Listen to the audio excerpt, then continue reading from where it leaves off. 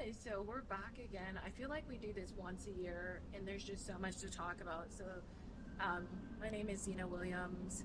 I have been following Ed throughout this whole journey with RedSwan. We catch up on what RedSwan.io is doing. He's the CEO and founder, and this is our third installation of this. So thank you guys for tuning in. And honestly, this is probably because it's cumulative, this is probably going to be the most fun and interesting installation because you've learned a lot, you've done a lot, you're running at full speed, and I think everyone's really excited to see what you have to say today. And we have some very interesting topics for both accredited and institutional investors, and maybe some good news for those of us out there who are going to be your retail clients. Can we start off with you, Ed? So you want to introduce yourself really quickly for those of you who are new? First of all, I'm happy to be here. It is our third installation interview, and you always bring out the best in us. So I'm happy to be here. But I'm Ed Nwokedi. I am the founder and CEO of RedSwan's CRE, and looking forward to this conversation. Yes, indeed. So you run a best-in-class global marketplace for commercial real estate properties. Can you talk to us a little bit about why you are best in class? Well, I believe we're best in class because we really are trying to bring value to the whole ecosystem of commercial real estate on a digital level. We set out to make sure real estate is more affordable for the masses of investors out there because real estate has been such a non-inclusive asset class. As my experience as a commercial real estate broker for over 17 years, I sold only to major institutions or large organizations that have write big checks. And I thought that by using blockchain technology, I can now provide access to more investors, but also provide better quality assets to these investors as well. And the biggest, I think, benefit of leveraging blockchain is providing liquidity to these assets so that investors are not fearful of coming into a project based on price point or based on longevity of holding that asset class. Yeah. So you said something that was very interesting, and I think it holds true. Everybody understood that commercial real estate was a little out of reach, except for those who had the data, had the information, were in the know. And so what is RedSwan doing in terms of transparency? Because I think that's a huge barrier to entry, isn't it? It is. I mean, transparency is very important. As you know, many investors, smaller investors, have to invest in vehicles like REITs or private funds where they're not really involved in the due diligence of these assets. They're mostly just involved in buying into the brand of these sponsors. And I think it's important for investors to be involved in the due diligence so they can actually see the entire asset, see how the asset's performing, understand the financial statements, and then make very good decisions based on that. So using blockchain, we actually take properties and do a very extensive vetting of assets. Many sponsors come to us to list properties. I would say we probably take 10% of the projects that come to us to be put on our platform. Therefore, our customers know that we've thoroughly vetted these assets and we're bringing them the same high quality assets that institutions would be purchasing as well. Excellent. And you do this all through your marketplace online at RedSwan.io, correct? Yeah, so they have access to these assets from our marketplace, and they can click through, once they sign a confidentiality, of course, they can click through and see all the confidential documents that relate to those assets. And so they can do a very in-depth analysis and then make an informed decision.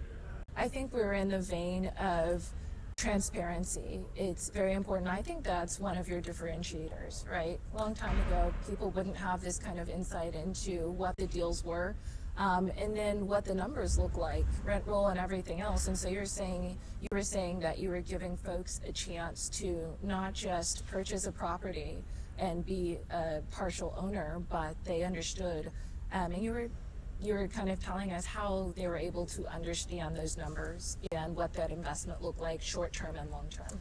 Yeah, our platform allows our investors to be able to make an informed decision. They can look at these properties and also give a extensive desktop evaluation of these assets, because investors want to be in the knowledge of what's going on with the property.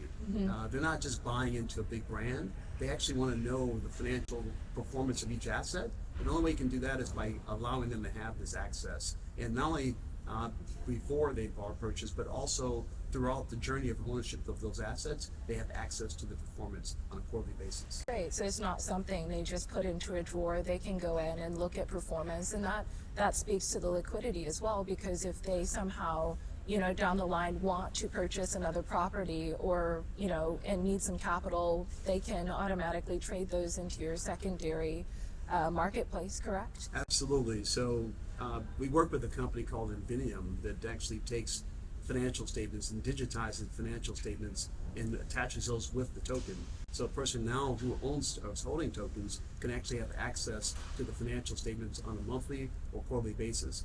This allows them to make an enhanced decision when in regards to disposition of the token, getting their liquidity. They actually know what the value change is. So if they bought it for $1 a share and now they see the performance is much higher by 10%, they might want to offer those shares to be sold at a little higher price. Yeah, exactly. Buy low, sell high, and you can do that easily from your platform. Now, part of this mix, and I'm going to get to the second question, but it's just all flowing into each other at this time because it's an ecosystem, and that's what an ecosystem is supposed to do. The first question I asked you is, why do you feel like you're best in class? But I think the greater question here is, what does your team look like? You said you had vetted projects, you have a whole pipeline of them, which we'll get into a little later.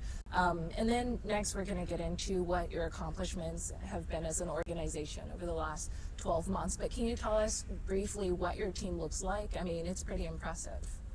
Yeah, we've been growing our team consistently since the last 12 months. We've added 3 members. We started a division called RedSwan Markets, and this is our brokerage division, so our security broker-dealer division.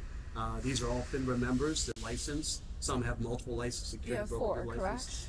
We have 4 members of the team, but 3 that are licensed as broker-dealers. 1 that's licensed as a compliance officer. So RedSwan Markets now has a full team of broker-dealers and also, like I said, asset managers with IRA licenses, as well as a compliance manager. All right, so let's rewind. Let's go back to the beginning here. Best in class. Tell us what over the last 12 months describes that for you. What has your team accomplished? What has your company accomplished? You have a plan here, you're working it. What's gotten done?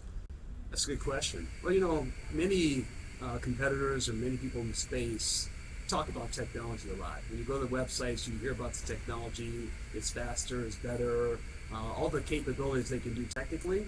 But we're a shop that's ready to do business. Our shelves are lined with product and our doors are open for customers. And so I think the difference is we go after properties, and we've tokenized more properties than probably anybody on earth. How much do you have tokenized? We've tokenized $4.5 billion worth of properties. And we also have about $10 billion in our pipeline, which is $10 billion of assets that we have vetted and now ready to tokenize for customers. The main goal here is we realize that institutional investors, big names like Morgan Stanley and JP Morgan Chase and Goldman Sachs are interested in getting in the space. Many of them already have built platforms to move digital assets, and now they're looking for content. And we believe that we have the content they need in order to downstream to their customers. And so that means you have to have a high volume capacity of business. What I mean by that is, you're not going to get a major institution to buy from you unless you can satisfy their demand. Yes. So we're looking to put billions of dollars worth of assets on our pipeline so we can meet the demands of institutions as well as cover the demand of private investors. And so you have seen the demand that warrants this type of growth. Absolutely. We're talking to institutions around the world who are asking us for certain types of properties, either in the United States or overseas. And we now are taking those orders and going to the clients to fill those orders to provide this kind of content to these institutions. So what I've heard here is actually one more question just to kind of lead up to this. How many years of experience do you have on your team? Well, I think that's another big differentiator. In order to be in this space, you have to speak the language of owners of properties on institutional level as well as private level. our combined experience is about 65 years of commercial real estate capital market experience. So we know how to speak the language, we know how to solve their problems, and we are currently, if we give you examples, solving a significant problem in the industry today is liquidity. Because as you see, banks are now kind of falling back from providing loans. Investors still need loans in order to buy new product. They need capital to replace their existing loans. And so RedSwan is coming in to fill that void to provide financing for these investors. All right. So financing, I think that leads us into our next. How has RedSwan done it? Have you gotten a lot of feedback? Have you gotten a lot of support from the VCs?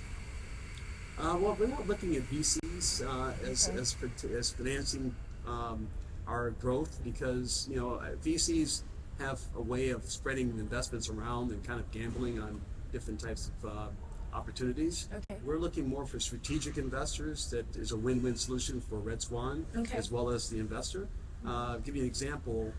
There are many real estate companies out there that are trying to become number one in the industry, and with the industry changing, moving towards a digital footprint, they need to actually move their whole business towards a digital footprint to realign themselves to provide a better service to their customers. Definitely. That's a more strategic alliance with RedSwan because we can help them how to acquire digital assets, how to understand the valuation of the digital assets, and then also how to issue these digital assets to their customers. So by having that new division as part of their overall product offering, that's a major strategic alliance that I think will be worth billions of dollars. Yeah, alliances are the key to everything. Integrations are the key to everything, especially in a world that has so many solutions that are not integrated. But I think at the end of the day, what you're creating with your platform, a one space for everybody to come to your marketplace, soup to nuts, is fully warranted. And I think you've seen the volume to prove that.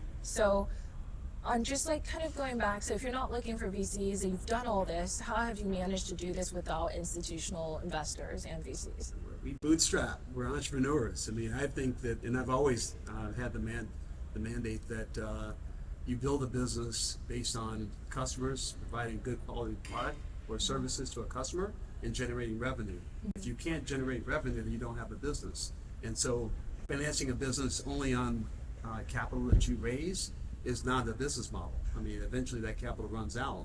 You have to know how to sell your business and your product in order to generate revenue, and that's the start of a good business.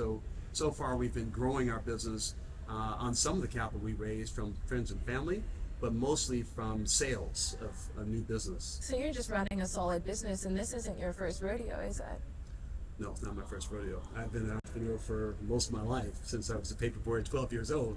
So it's not my first time. I learned capitalism at a young age that if you have one paper route, you make X amount of dollars. You have four routes, you make 4 times that amount. So I realized in business you have to grow, and you grow by adding customers and provide good quality service. Great. So in the vein of raising money, if there are any partners or, like you said, any alliances, are there any strategic alliances now that you see either coming down the pipeline that you wanted to kind of discuss, or anybody that you wanted to work with in the future? You asked me to advertise who I'm looking for. Well, let's start with who we already have. Okay. We have picked up a few partners, strategic partners.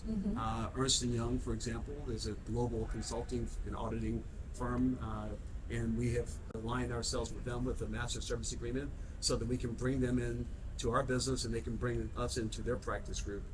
Many of their clients are looking for an entryway into digital securities and using tokenization as a new model to raise capital, and so they're bringing us in as experts, industry experts, to kind of help show them how it's done and to show them which tools to use or which vendors to use, and so this has been very helpful for us to be able to meet the demands of their clients, but also as we bring on new clients, both regionally and globally, because they're a global company, we can bring them in to help us evaluate projects. For example, one of the accomplishments we've had this year was signing on a $3 billion portfolio in GCC, and we incorporated Cushman & Wakefield to do the evaluation on all these assets so we can understand what the value is, because we're here in Houston, Texas. It's hard for us to understand the value of assets in Qatar or in Dubai. But by bringing in Cushman Wakefield, who already has offices in those markets, they can now do the valuation, and now we have a good brand in which we can launch those assets. Yeah, solid partnership. Great. Exactly. Another partnership that's relevant that took place recently is Hedera Hashgraph.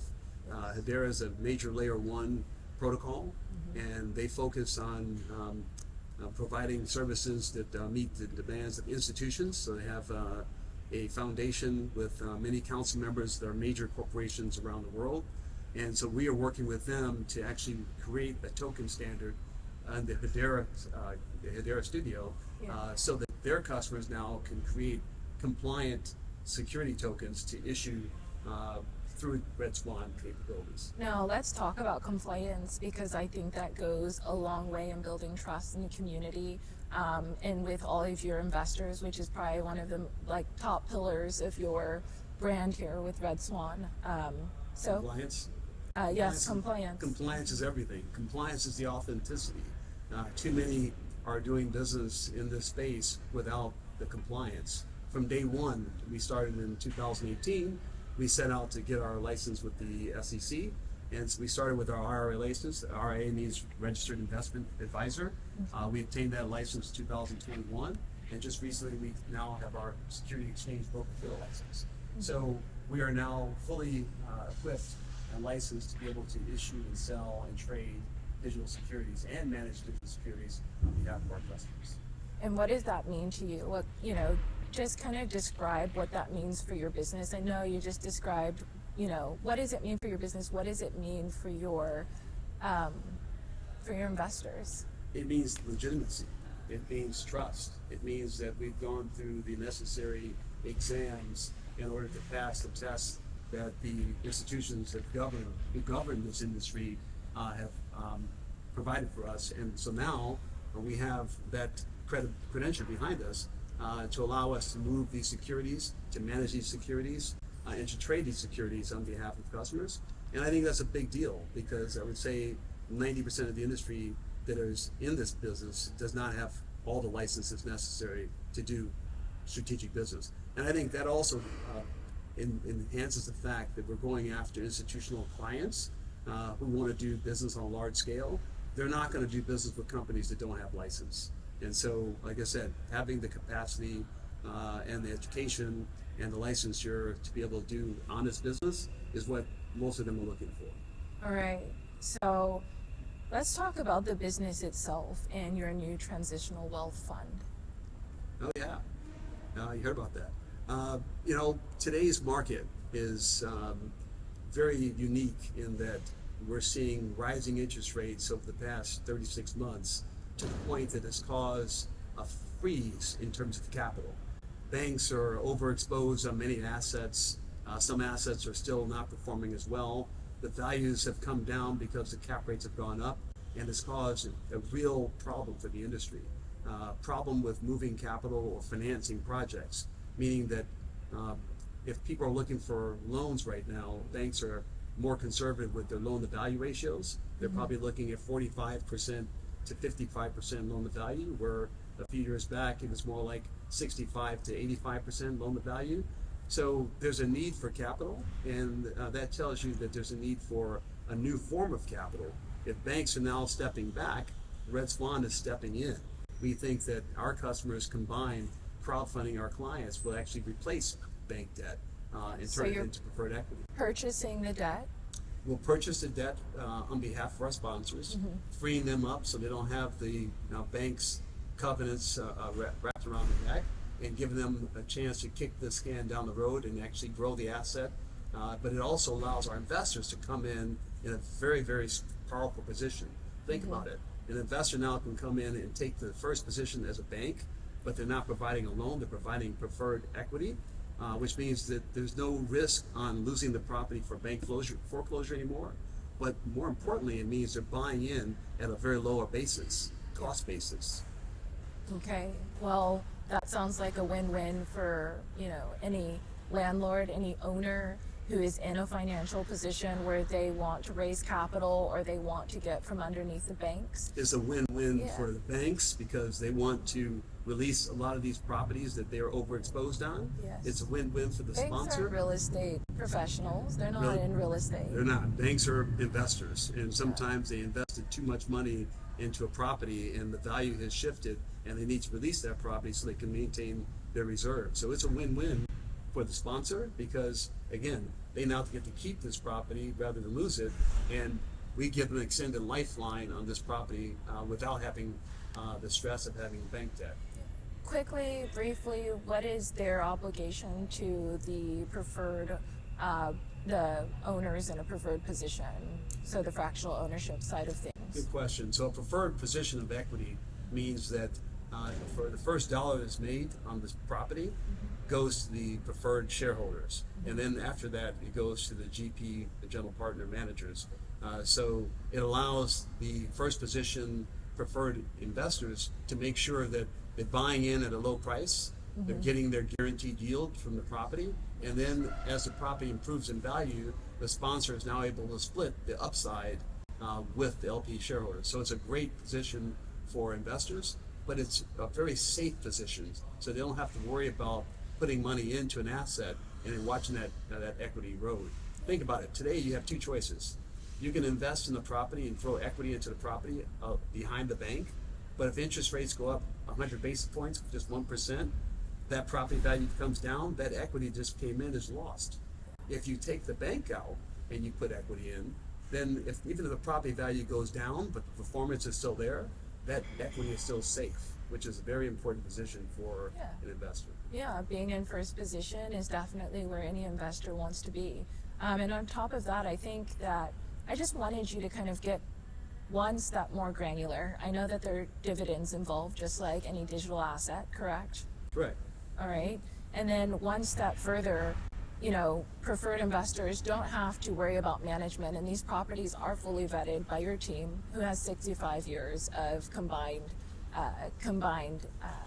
experience, correct? So when someone is buying into these projects, they know they're fully vetted, right? Absolutely. Correct. So that brings me into the next vein here is your pipeline. You have how much in your pipeline right now, fully vetted projects? We've tokenized, like I said, $4.5 billion of assets, and we're really looking to put more assets on. This Qatar portfolio is going to bring another $3 billion to our portfolio. I think we have our arms around fully vetted about $10 billion worth of assets, and we want more. There's more capacity. We're just hiring more people to help us bring more assets. And so that's really my challenge, is bringing on more sales executives who can bring on more assets. But we're getting calls more frequently than we did before because the demand for capital right now is extremely high. Got it. And your system seems to work. So why not bring on more properties? So you said you had about 10 billion more in this pipeline. Do we get to see that? If someone signed on to RedSwan.io today, right now, would they get to look at these projects and kind of put their bid in on them? Good question. So if they saw something that they really liked? Once the property is vetted by our analysis team, we put it up for our members to look at and give us their opinion of value. So, not the opinion of value, excuse me, but give us their expression of interest. So they can look at an asset that we're considering to put on the platform and even invest in with our funds and tell us how much they would want to invest in this asset. We tally up all those expressions of interest, and it now tells us how much capital is available for that asset. Once we reach a certain threshold of success or commitment, we then will contact the sponsor and say, look, we're here now, we're at $12 billion or we're at $20 million, are you ready to go ahead and close this asset out? And that's kind of how we operate. And just to give you an idea of number of expressions of interest, we started this in 2001, and here we are in 2023. We have about $750 million worth of expressions of interest on our platform, which is good, but not great. We're hoping to be into the billions of expressions of interest because that tells us how much purchasing power we have from our community of investors. Great, great. And how many, if you don't mind sharing this metric, how many accredited institutional investors are registered on your site? We now have just under 8,000 since the last registered This is investors. globally, correct? This is globally, yeah. This is we open our Africa office in 2021, November 2021. There's roughly 2,000 members in that African market, and then roughly 6,500 members here in the United States and other countries around the world. All right. Gosh, we've gone through a lot of information here. Are any of your competitors growing this fast, doing what you're doing? I don't pay a lot of attention to our competitors just because I think they're following us rather than us following them. Okay. I like to, be a thought leader in this marketplace, and I think that I gauge our success and our competitiveness based on our level of experience, also based on the size of the assets we've gathered on our platform, but also based on the number of countries that we're represented in, the number of users that are on our platform, Yeah. And the number of sales we've done. And I think when you look at all that combined, there's really no one in the world that has surpassed RedSwan in those categories. And I'm very proud of that fact. But I think that this is still just the beginning, early stages of this business. Yeah. We plan to be 30 times bigger than where we are today because the adoption rate is just starting to surge. And we just happen to be in a very unique position that as the adoption rate is surging and institutions are looking to invest in this type of asset class, many of the institutions have put down kind of a goal that they want to have a certain number or a certain percentage of their assets under management be digital. Okay. And so we believe that that also means that there's a certain amount of real estate asset investments under management that want to be digital.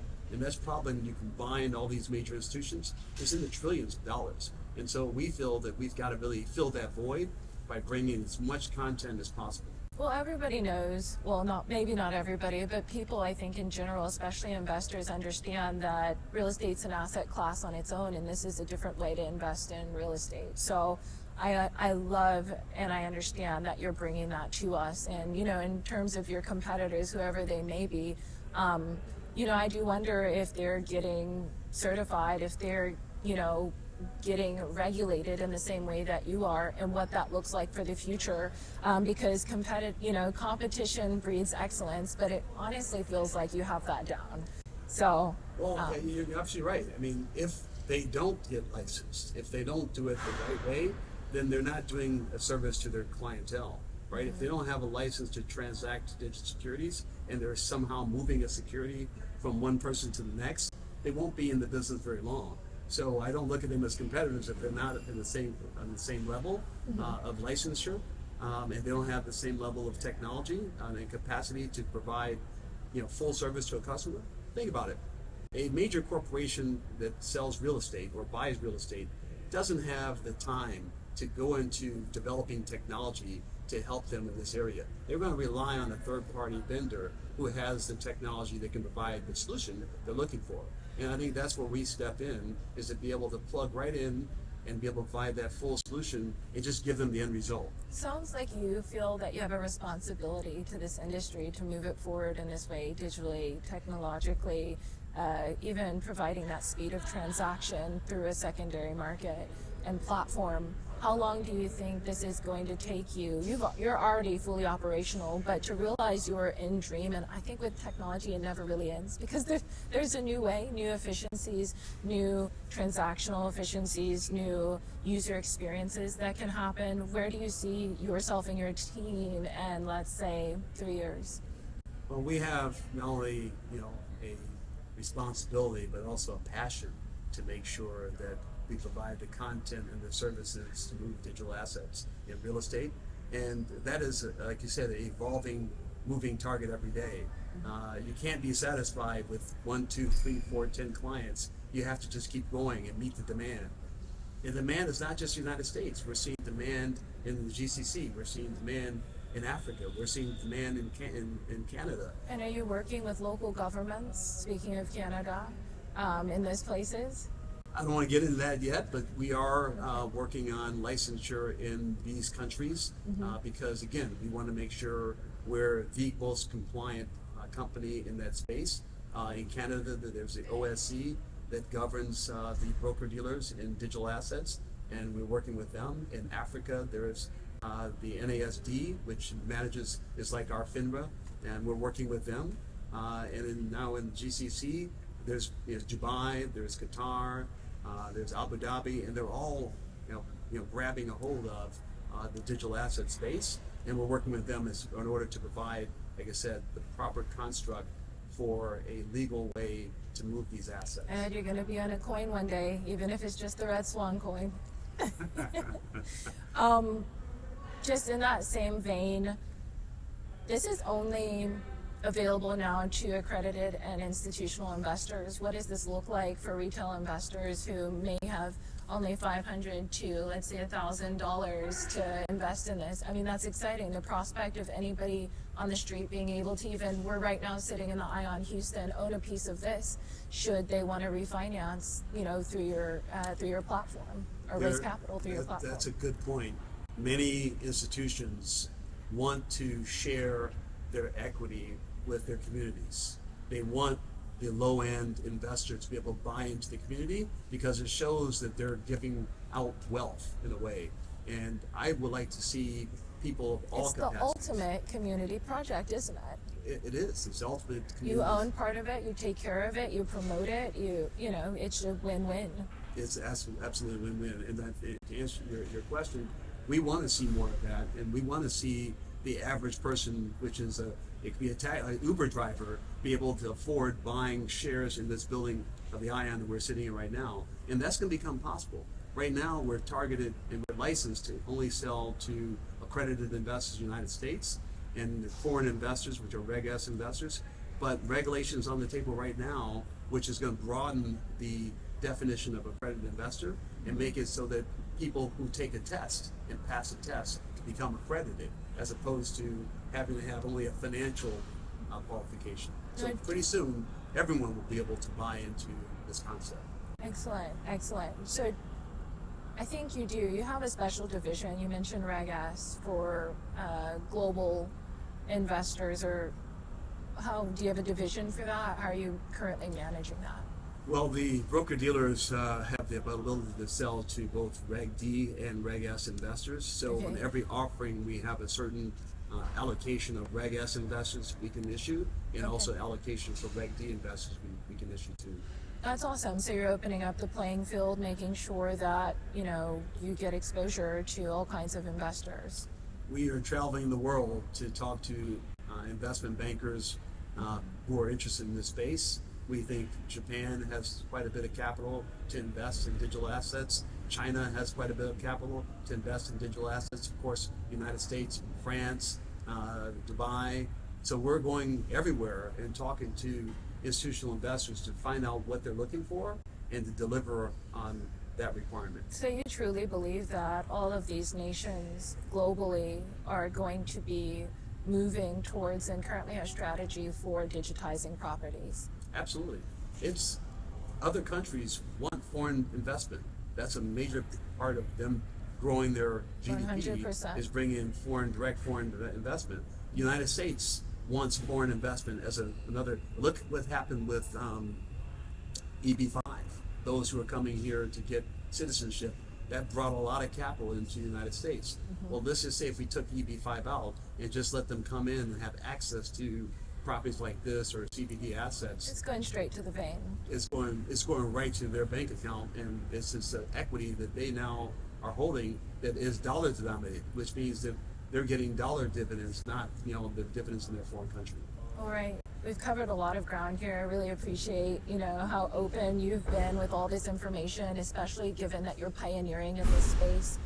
Let's talk about our capital raise. Yes. Okay, wait, hold on. But we do want to talk about your executive board. So, or your advisory board. Who's on it? Tell us a little bit.